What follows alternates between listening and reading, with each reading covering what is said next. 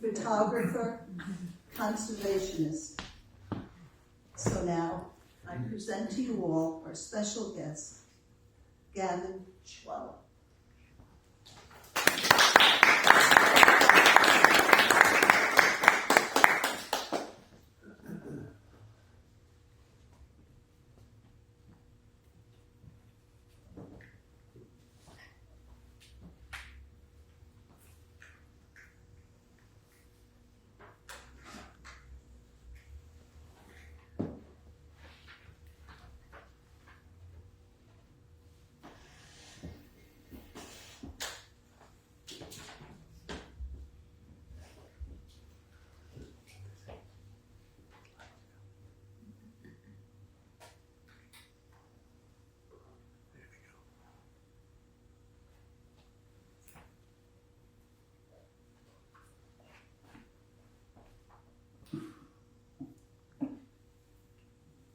Can everyone hear me? Yes. Yes. Okay, so I don't know how to follow that up. Frankly, I'm a little overwhelmed. First, I need to thank Irene for inviting me, and thank you all for having me today. To be honest, I hadn't heard of your congregation before Irene reached out to me. And looking into it, I realized that you guys are my people. And I think what I have to share today, it might just serve as a reminder. So, I'm afraid. I'm afraid to give this presentation right now. And if I sit with this fear too long, it'll seep its way into everything that I do and say next up here. And I will have walked away not giving you my authentic self. I will guarantee that before I even begin. And that scares me even more. So I have two options. I could let this fear consume me, or I could face it. I could confront it. I could acknowledge its presence and allow myself to be afraid just for a moment. And in doing so, I would permit the fear to pass over me. Because I've realized that if I'm observing this fear, I must not be the fear itself. Instead, it's something that my mind and body created, and therefore something I have control over, something I can change. And then, realizing this, I could stop focusing on fear, and I could focus on the beauty of this moment. And share my story, my work with all of you. And it is beautiful. And then, in fear's place, a sense of calm would come. And a sense of gratitude. And then love. This, in its most basic form, is rewilding your soul. Learning this skill, how to face my fears so that my most authentic and truest self could be expressed, and I could express that through my work, through my storytelling, has been my life's journey, and it will continue to be. Today, I want to share a bit of that journey with you, and how it informs my work as a storyteller and conservationist, and how I believe that rewilding our souls might just be the trick to rewilding the planet. The first story that I ever told had nothing to do with nature or conservation, but everything to do with rewilding my own soul. In my senior year of high school, I made a superhero film. It was only 30 minutes long. I knew nothing about filmmaking. It was the first time I ever picked up a camera. I just had a story that demanded to be told. And The Garnet Gull is the story of Travis Finch, a depressed and anxious teenager who wants nothing more than to be able to fly away from his hometown and his family. But in a lab accident is given superhuman abilities, including the ability to fly. Travis must learn to see his new abilities and his situation as gifts and an opportunity in order to discover his confidence and save the town that he so desperately wishes he could escape. Showed the Garnet Gull in front of an audience of 150 people in the school auditorium, and I can still hear the applause today. That's cool. Right after, a family friend ran up to me and said, "Okay, you need to go to film school." I didn't take her advice, but I heard what the universe was saying to me in that moment. Travis learned to fly, and in doing so discovered his confidence. And in telling the story, my story, I discovered my confidence. To express myself and my personal creativity through story was my superpower.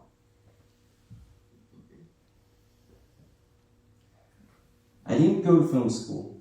Instead, I went to Paul Smith College in the wilderness of the Adirondacks to study wildlife biology, my first passion. And there, science gave me the tools to understand nature in a deeper way, a way that I craved so much as a kid. In my wildlife career, there were two concepts that stuck with me the most, two areas of interest: ecology and evolution. Ecology, I think this fits right in with today's 7 principles. Ecology is the study of the interconnectedness of all living beings and their environment. And evolution is how they change over time.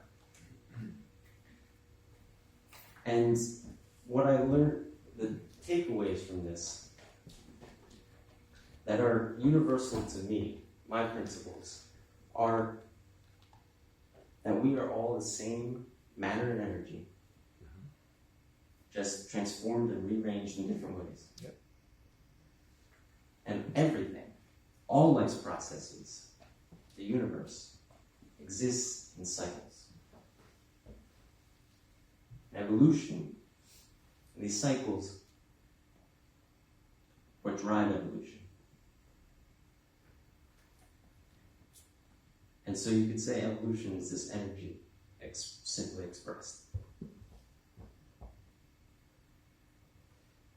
Nature, I often tell people that nature is my religion. And how I worship it is through observation, which is the first thing that they teach you when you go to school for science. It's the first step in the scientific method. And I use this skill in everything that I do in my life, especially in my photography. It's the same thing. I observe something that excites me. I ask myself questions about it. Why does it excite me? And then from there I draw a hypothesis. If this happens, if I observe this and this happens, then I can conclude this. And at the end of the day, if you're using a camera, you come out with an image, hopefully a beautiful one, full of depth and contrast and emotion. And when you're doing science, you have data, knowledge.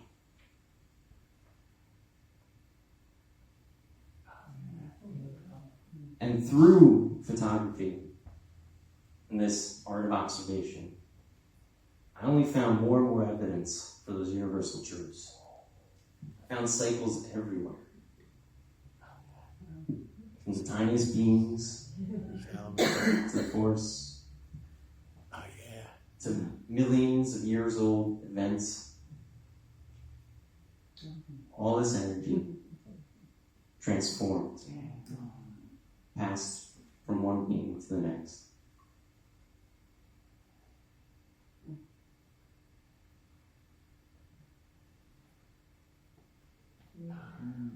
I am never more certain of these truths than when I am staring into the eyes of a wild animal. And there's a moment of mutual recognition of the same being, same energy in each other. I see myself in you. I see you in myself. Oneness. This is important to remember in rewilding your soul. It was at the same time in my academic career that I was introduced to the idea of rewilding and the ideas of the renowned naturalist E.O. Wilson, who, among his many other accolades, proposed this idea, or what I like to say, an intention for humanity. And that was to set aside half of the entire Earth as wilderness area. Wow. And if we did that, that would be enough to reverse the trends, the current trends of the sixth mass extinction, and sequester enough carbon and enough wild space to mitigate the global average temperature at a safe level. He kind of set this as a, the carrot on the stick for us. But I love this idea, and I want to see us do it. I don't think there's any reason why we can't do it. It's the world that I want to live in. But I wonder, say we do it. Say we rewild half the planet and reverse these trends and we fix it. Yeah. What is stopping us? What's stopping us from creating the same situation that we're in now? If we ourselves do not change with it. To rewild is to restore to its natural, uncultivated state. Think about that for a moment.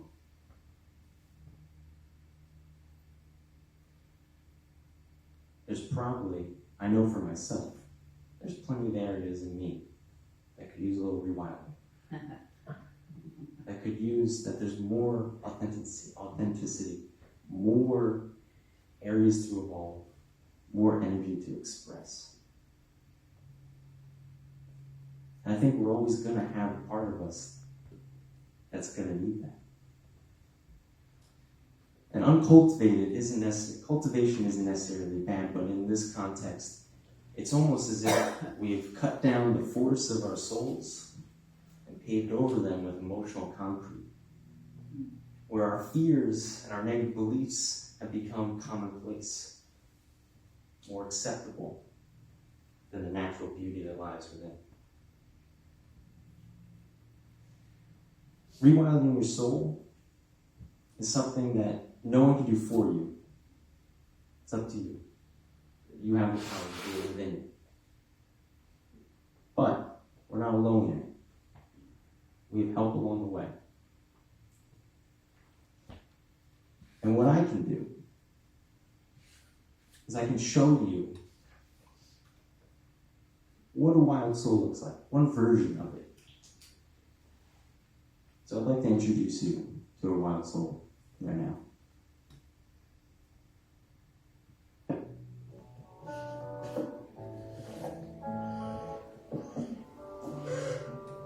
Anybody hear that? We have an innate connection to driftwood. Every second breath we take comes from the ocean. The rest comes from plants, from trees.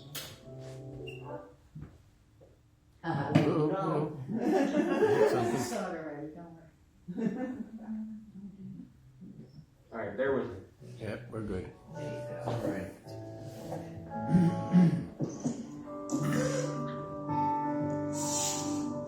We have an innate connection to driftwood. Every second breath we take comes from the ocean. The rest comes from plants, from trees. It is formed by the things that make life possible.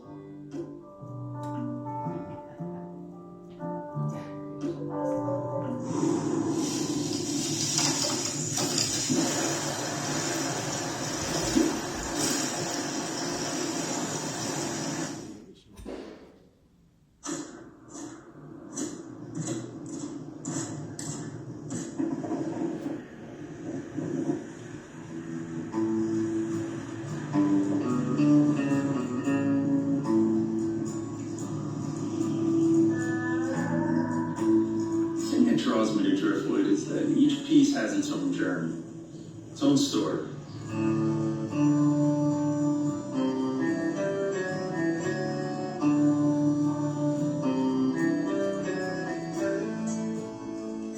It's wild that everyone walks past what they see as just lost debris. Then I come along and see it as, a wine rack, votive, maybe a coffee table.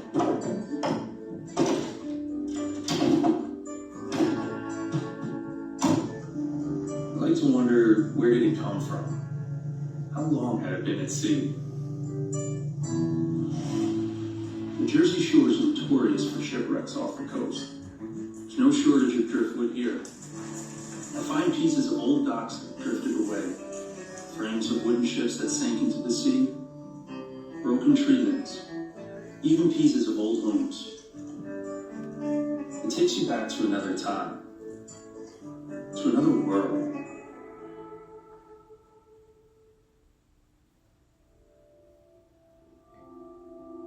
Growing up and even well into adulthood, I battled with self-hate, self-shame, and alcoholism.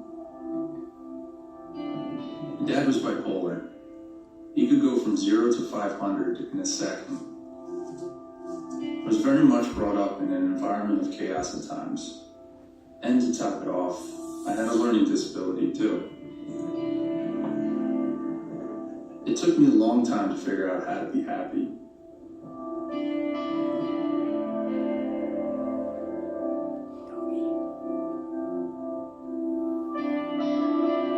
My first piece of art was a bookshelf made from this old wooden door I found on the side of the road.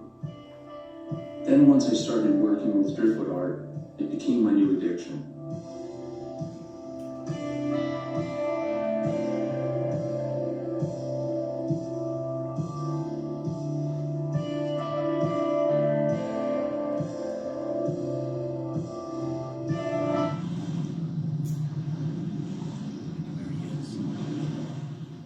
I wasn't always the driftwood Buddha. My self-loathing controlled my life for a long time. That feeling of not being good enough kept me from the things I wanted to do.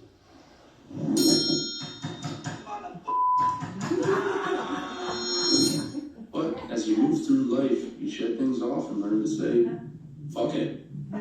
It's the art of letting go.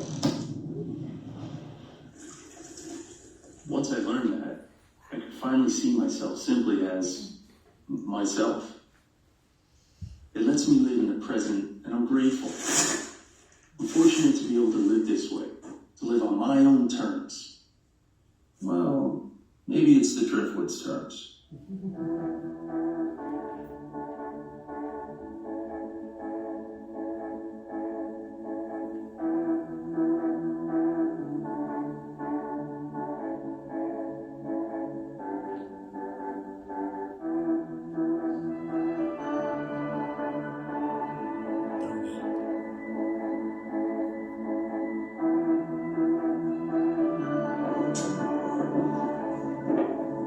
Even if I live to be 80, 90 years old, that's still a relatively short time. And what am I going to do? Spend that time worrying about things? Telling myself I'm not good enough? No. I'm going to say fuck it and make some badass driftwood art. I'm going to kiss that beautiful woman. I'm going to get on that plane and take that trip. I'm going to jump on the stage and be the rock star I always wanted to be. I want to experience everything in life that I can.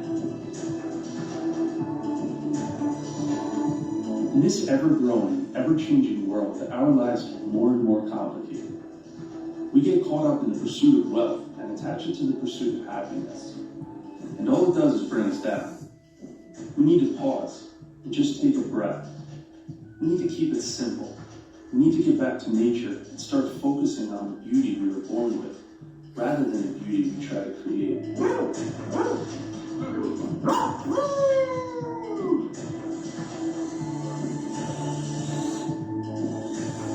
Trees have a lot to teach us about how to do this. No tree is ever concerned with if it has the most leaves or if its bark is the prettiest. It takes the light it is given and grows as tall as it can. And that's enough. You don't admire a tree because it looks like all the others. Its individuality is what you admire it for.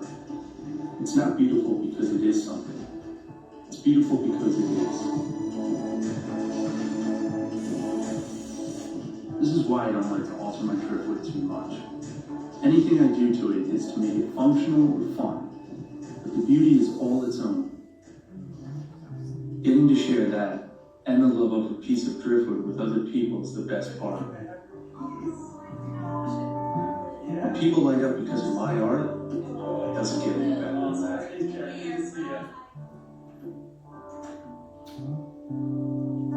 Each piece pays homage to the forces that created it, to the forces that give us life and the lessons of self-love and keeping it simple, that remind us just how beautiful our lives are.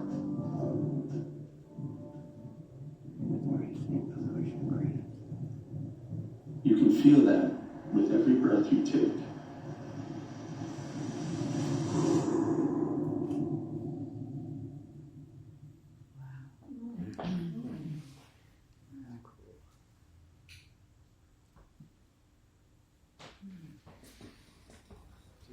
That was beautiful.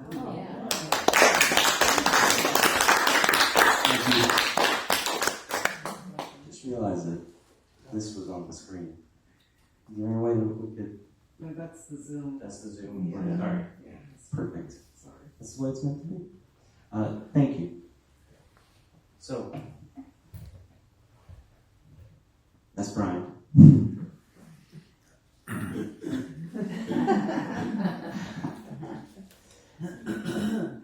Like I said, we're not alone.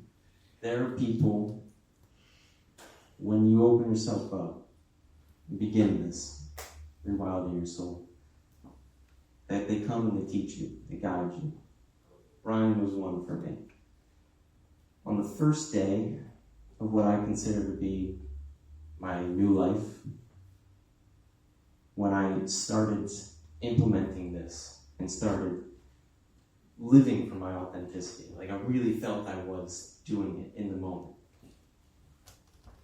I was at the Sandy Hook photographing harbor seals when Brian approached me and struck up conversation. We talked about the seals, and we talked about being artists, the pandemic, and how learning how to say fuck it and leap in to what we wanted to do was so freeing and empowering, and the only way that we were able to do it. And then after our conversation, before he drove away, he pulled out from the back of his truck this piece of driftwood, and it hangs on my wall across my bed. So it's the first thing I see when I wake up in the morning. It's a little reminder.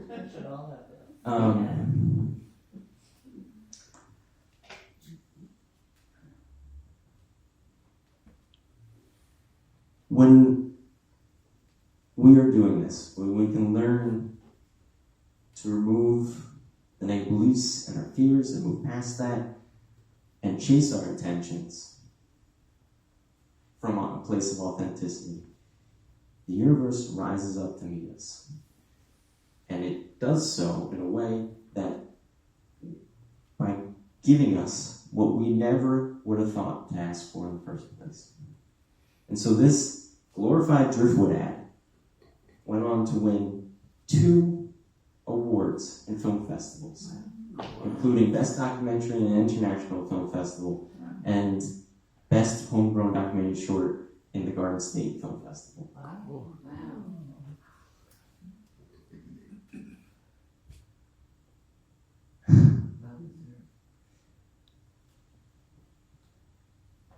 That's confirmation that you're rewilding your soul, that you're doing it, that you're in the flow of nature. To this day, Brian still is one of the best examples of that he embodies this. He's able to just be him. He still gets anxious, he still has fears, of course. Those are never going to go away. But he knows what to do now. And he knows that they're just part of the game.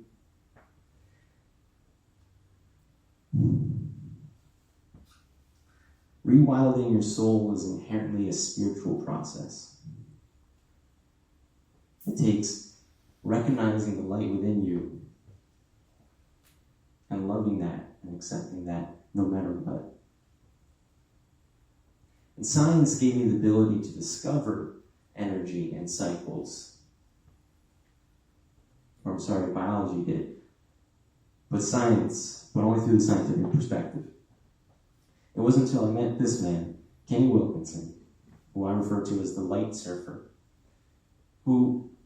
that I learned to see energy through the spiritual lens.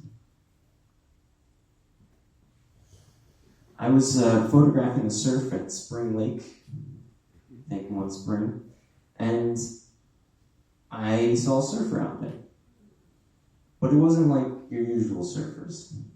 He wasn't shredding the wave, he wasn't doing switchbacks or carving it. He was just effortlessly gliding on the wave, like a gull over the wave. The board might have not have been there. And I knew, so I immediately started taking pictures of him. And I knew that if I ever learned how to surf, that I wanted to surf like that. He and the wave were one.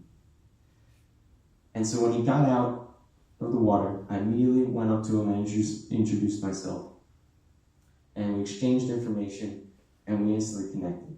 And what I learned was that this lesson that I just learned with Brian, I would apply the fuck it mentality to my life. I let go, move past my fears. Kenny, who was 20 years older than me, was just beginning this. And so 2 weeks later, he invited me to go to South Africa, Jeffreys Bay, South Africa, with him on his dream trip to surf the legendary wave Super Tubes. I went with the intention of making a documentary. I filmed a bunch of it. But the experience was too profound that I decided I couldn't tell the story justice, and so I shelved the project. But what I learned there, what I watched Kenny do, was not just go on a surf trip. This was what we called a midlife remembering. And he approached everything and everyone with complete and absolute openness. Every interaction, every new person that we met, he stepped forth with love, from a place of love. Absolutely. It was beautiful to watch. I felt like I was watching that. We all say, wouldn't it be great if we could all just love each other? Right? Yep. But what the hell does that look like? It looked like Kenny on this trip. Cool. But it was also scary. And it wasn't till I came back home and reflected on the trip, that I realized how he was able to do this.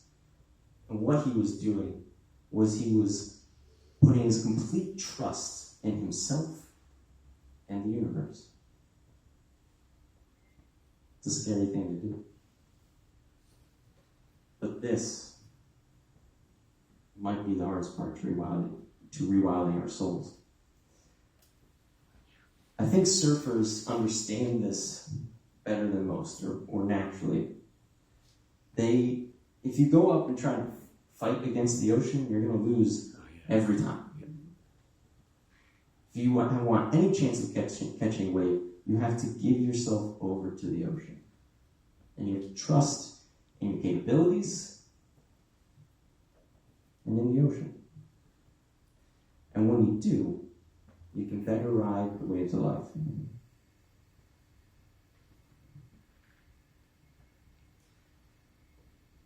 As I realized this, I was able and started observing this happening in everyday actions.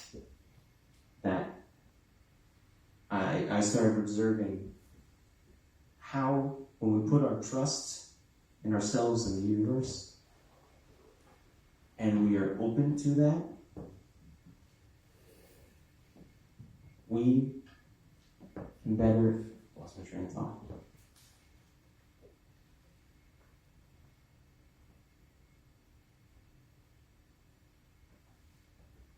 Okay, got it. Spirituality is the science of energy. And instead of measuring it, or how we measure it, is by feeling it. And when we're able to do this, put all these together, we put ourselves, again, back in the flow of nature, back into those cycles. We align our thoughts, our intentions, our beliefs, our actions with that universal energy. And from there, we're able to create. But trusting is hard.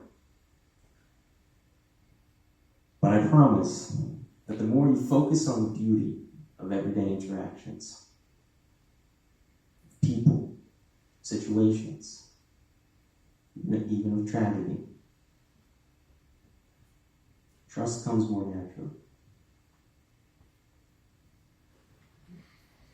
And as I was able to connect with this on a spiritual level, this energy, I of course was then given an opportunity to create what I wanted to see in the world, the changes that I wished to see in the world. I was now in a better place to do that. And so, this past April, on what is probably my most favorite place on the planet, Topsail Island, North Carolina, specifically the southernmost point of the island, known as Serenity Point. This is where I grew up catching whatever I could in my dip net and forged my love of nature and my connection to nature that still runs deep in me today. And driving around on the island, I noticed a bunch of yard signs that read, "Conserve the point, no rezoning." So you can imagine how devastated I must have felt to learn that there had been an application submitted for the conditional rezoning of Serenity Point so that a private developer might build a private family compound, destroying much of the natural ecosystem in the process. Yep. I immediately contacted the group, or wrote an email to the group, offering my services and my storytelling skills. I knew I had to do something. And I waited maybe a day to hear back before I decided to make something anyway. And this is what I made.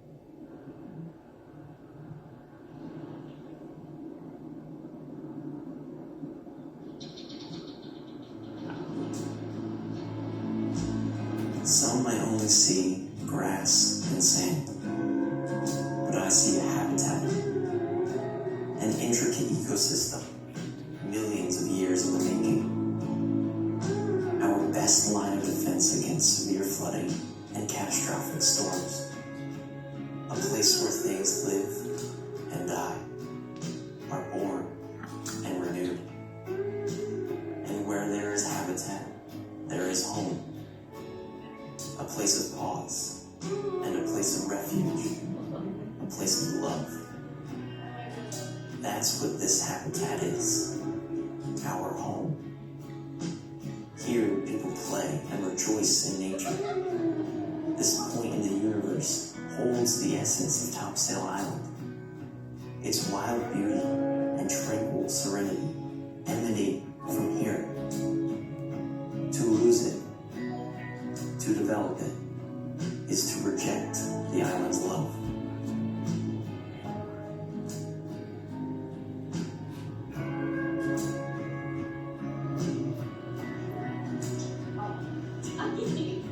mothers and daughters, fathers and sons, lovers and friends all come to this southernmost edge of Thompson. They come to connect with the island's energy through its raw, natural beauty. The barriers between man and nature disintegrate when your feet touch the sand. The dunes cradle you with the nurturing warmth of a mother holding her newborn child. And the ocean and sound shake hands, an agreement that keeps this island ever evolving and ever present.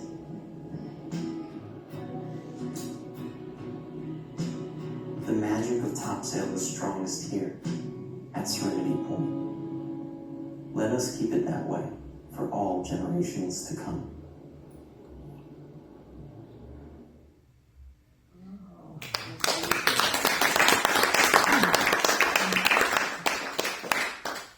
Thank you. The last day of the trip, I went to go film for the last time.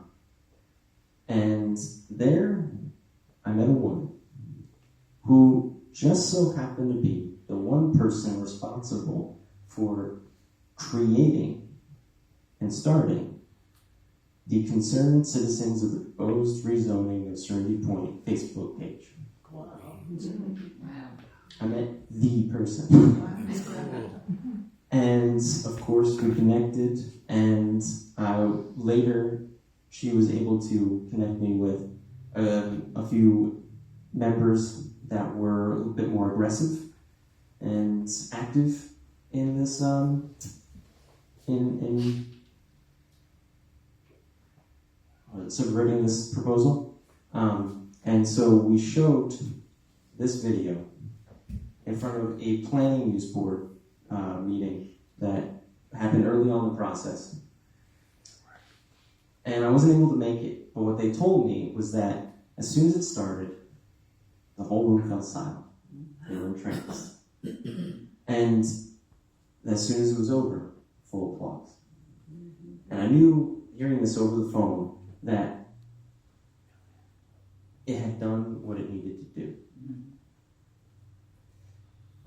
And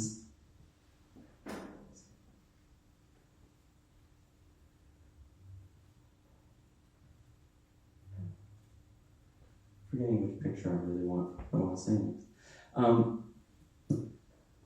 I know that it was not all my video, or I'm sorry, I'm skipping ahead. Since then, we have formed an official nonprofit, Serenity Point Topsail. And it's been one of the greatest honors of my life to be invited as a founding board member of that nonprofit. Cool. Again, when you set your intention and you go for it, you get more than you ever thought you would ask for. And I'm very excited to share that since just this past December, the application for the conditional rezoning has been withdrawn. Thank you.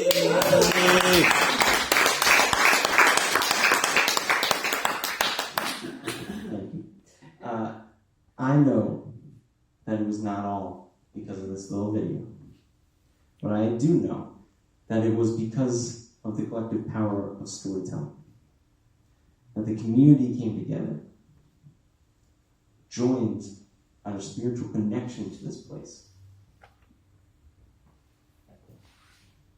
that eventually led to this outcome. Now, I can't say where we're at in the process right now, but it's very positive. We're closer than we've ever been to conserving Serenity Point forever, and there will be more news to come. Cool.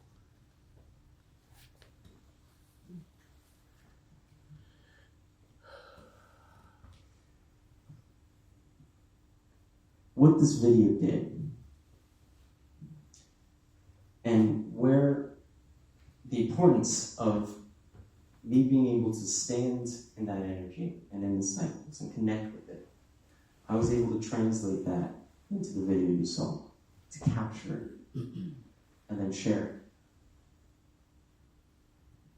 I was able, for just a moment, to varying degrees, loop everyone in that room back back into the energy that exists on Serenity Point, whether they were aware or conscious of it or not.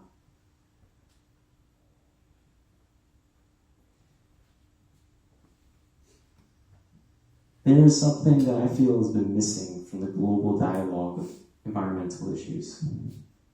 Something that science's data and money's numbers just can't encapsulate.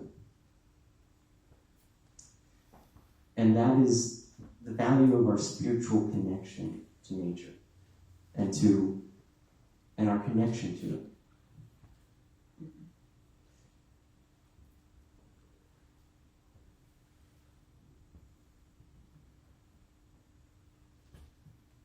Beyond just the physical health and the monetary value of places and of wild spaces and of nature, what saddens me most is that the seemingly deliberate severing of our soul's connection to its source.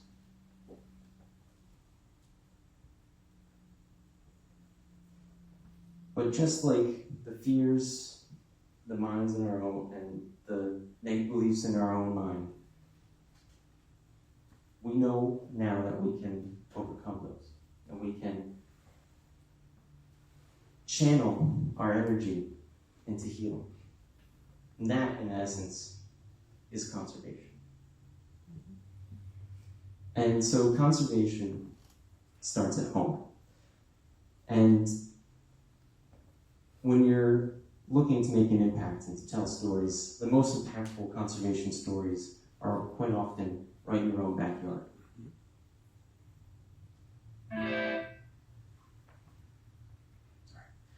And that's why, when I decided that it was time, again, for me to say, fuck it, and take the leap into making my first feature film, to recreate what happened in that planning board meeting, but only through theaters and streaming services at home, to loop everybody in, as many people as I could. And that's what my next film, Tommy's Island, is all about. That's the purpose, that's the intention behind it. And it's a story that takes place right here on the Jersey Shore.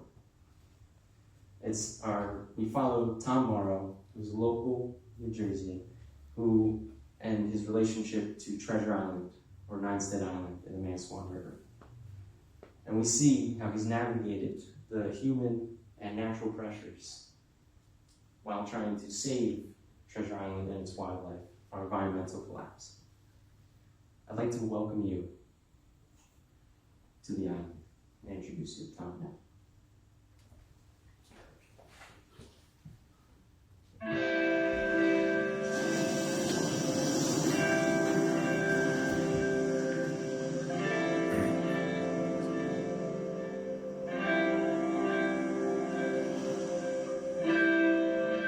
This island is important to the community because it's a natural wonder people can enjoy.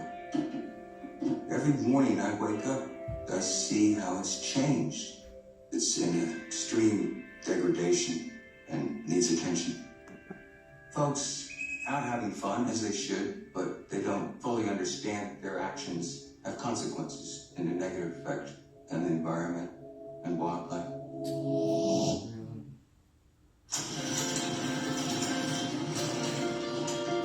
I'm sure everybody has a cardinal in their backyard, or a blue jay, or a sparrow that they can't wait to see or give a drink of water.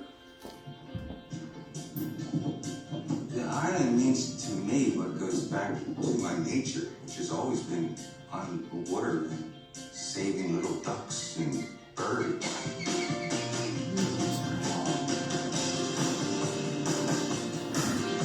This is just a grander scale.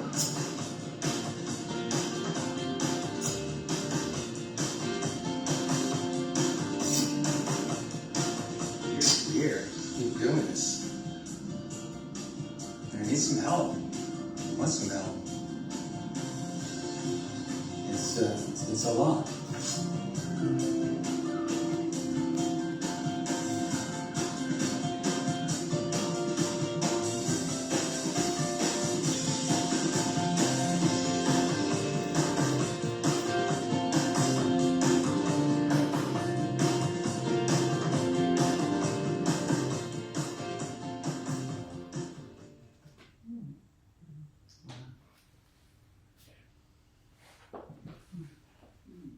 to clarify something. People are not the villain of this story, nor industry or tourism. It is our disconnection to nature that is our sole antagonist.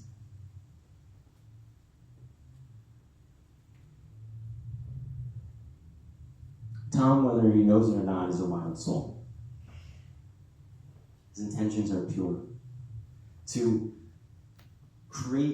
make sure that this island and its wildlife can survive and live for all generations to experience it and their majesty and to reconnect with it in a healthy way.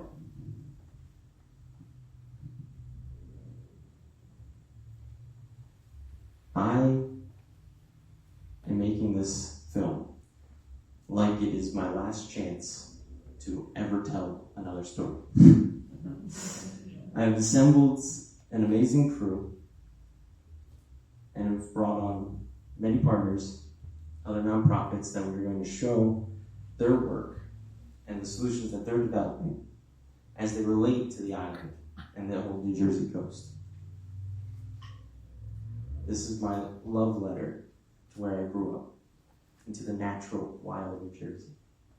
And the thing that we stand to lose by losing Treasure Island is beyond the nesting habitat, beyond the recreational opportunities, it is our spiritual identity to our home, to a place. All the communities around the Manasquan River, and I'm sure beyond, have connection to Treasure Island. They see that as their island. And it is.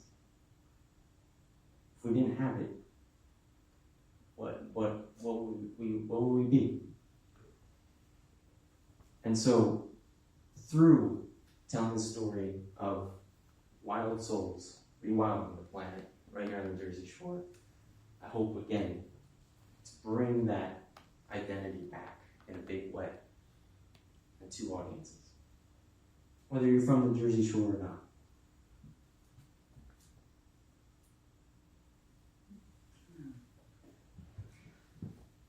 I want to end by saying this. This is only the beginning. There are many more stories to tell. And I am young in my career. And I'm young in rewilding my soul. And it's never too late to start rewilding your soul. In fact, the trick, the secret, is that your soul is already wild. It always has been, always will be. And it is only if you are going to accept that and live from that. This is how it's worked for me. By no means do you have to emulate this. It might not be exactly for you. That's okay. However you live happy, healthiest, most fulfilled, rejoice in your life, I want you to do it. As long as it doesn't harm another person. Because when you can live in that, when you can rewild your soul, you can rewild the planet. When we have a healthier planet, we create a better world. Thank you.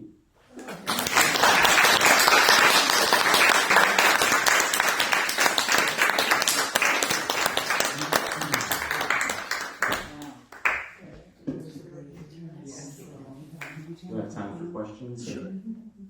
A few, yeah, sure. Yeah. If anybody has any. I just got one. Yep. The first film, was he at Sandy Hook? Because it looked a lot like a place I go to in Cumberland County where I tag horseshoe crabs on Delaware Bay. Do you do that with Safe Coast? Oh, at Cumberland County. Okay. It is Sandy Hook. Okay. I grew up in Leonardo, which is right near Sandy Hook. Yeah. It's amazing. Yeah. There's a group, Safe Coastal Wildlife, who tags horseshoe crabs as well on Sandy Hook, and that's what I thought you were referring to as well. Yeah. It's amazing. Yes. I have kind of a dark question. Oh boy. So do you have a concern about the impacts of climate change and sea level rise on these beloved places? Yes, very concerned. But, you know, I found, I don't know, can I answer your question, or do you want more? I'd like to discuss it with. Okay. Yeah. I mean, that's a concern, I think, for a lot Mhm. of people, and what do we do about it, I guess? At some point I heard that the fastest rate of sea level rise on the eastern seaboard is here in Barney Bay. Yeah, we see it. And so, you know, imagine that the Manasquan River isn't too far off. Right.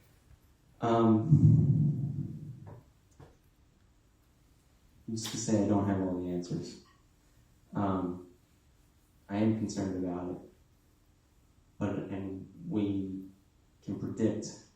I don't really know what's going to happen. What that's going to look like. And I know that our best resilience, though, is natural protection. Yes, it is. Bulkheads ain't gonna cut it. No. And, you know, I found obviously in my life, my work, that the area that I can contribute the best to is telling these kinds of stories. And, you know, that's why I think we need, in Tommy's Island, I want to be hopeful. That's the intention. Because hopeful people, they act. They feel empowered, right? And we want to be acting from a place of love with this to restore our natural ecosystem. And I think that that's our best bet for mitigating these issues as much as possible. Good answer. That's what I got. I think we have one more question.